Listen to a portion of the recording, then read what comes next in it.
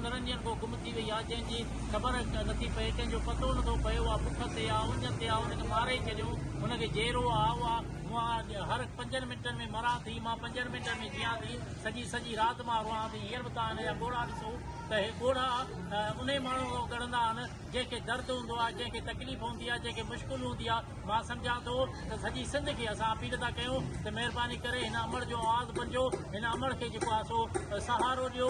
हीउ जेको आहे बादशाहदीन जेको UC1 जो चेयरमैन आहे, उनखे जेको आहे न उन खां अचे बाबा, जेकर तो न्याणी, असां उनखे बि चऊं था जेकर तो वटि न्याणी न आहे त अचु हिते अमर सां अची बीहो ऐं अमर खे अचे तसली ॾे त बाबा मूं वटि न्याणी कान्हे का।